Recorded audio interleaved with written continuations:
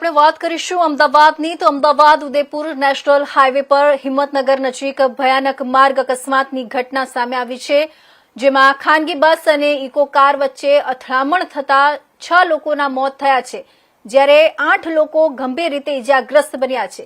હિંમતનગર તાલુકાના જવાનગઢ ગામ નજીક થયેલા અકસ્માતમાં અરેરાટી ભર્યા દ્રશ્યો સર્જાયા હતા। પ્રાથમિક માહિતી મુજબ ઇકો કારમાં સરડોઈ ગામના લોકો પ્રસંગમાં જવા નીકળ્યા હતા, ત્યારે પાછળથી આવતી ખાનગી બસે ટક્કર મારતા અકસ્માત સર્જાયો હતો।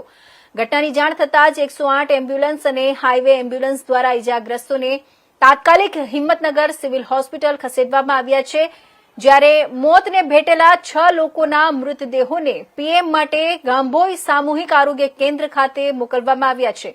અકસ્માત પાછળ નેશનલ હાઈવે પર ડિવાઈડરમાં બનાવાયેલા ગેરકાયદે કટને કારણ માનવામાં આવી રહ્યું છે કે અકસ્માત સર્જાયો હતો, જેના લીધે હાલ પોલીસ દ્વારા સ્થળ પર પહોંચી તપાસ હાથ ધરવામાં આવી છે અને ટ્રાફિક વ્યવસ્થા પુનઃસ્થાપિત કરવામાં આવી છે।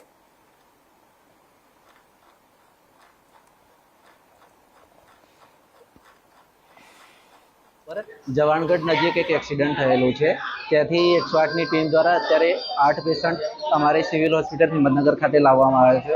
એ બધાની અત્યારે ટ્રીટમેન્ટ ચાલુ છે અને 1-2 પેશન્ટ ક્રિટિકલ લાગે છે। એ બધાને ઇન્વેસ્ટિગેશન કર્યા પછી અમને ખબર પડશે આગળ શું કરવું। ડૉક્ટર ધ્રુપદ ચૌહાણ। શામળાજીથી હિંમતનગર હાઈવે ઉપર અકસ્માતનો બનાવ બનેલ છે।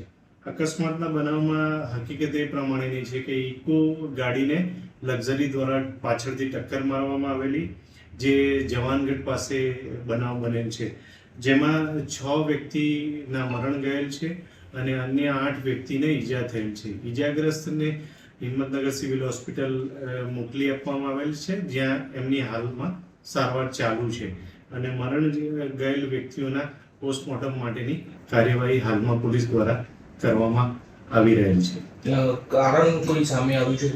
હાલ પ્રાથમિક દ્રષ્ટિએ જોતા જે નેશનલ હાઈવે ઉપર ડિવાઈડર બનાવેલું હોય એ તોડી નાખેલું છે, એટલે કદાચ ત્યાંથી ઇકો દ્વારા ચાલક વળવા માંગતો હોય એવી શક્યતા રહેલી છે।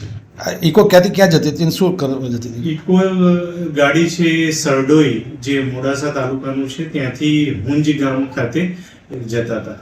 અનધિકૃત કટ કરવામાં આવ્યું છે, એ કટ બંધ કરવાની કોઈ કાર્યવાહી? નેશનલ હાઈવે ઓથોરિટી છે, એમને જરૂરી મૌખિક સૂચનાઓ આપેલી છે કે જ્યાં પણ આવા અનધિકૃત કટ છે એને તાત્કાલિક ધોરણે પૂરવામાં આવે।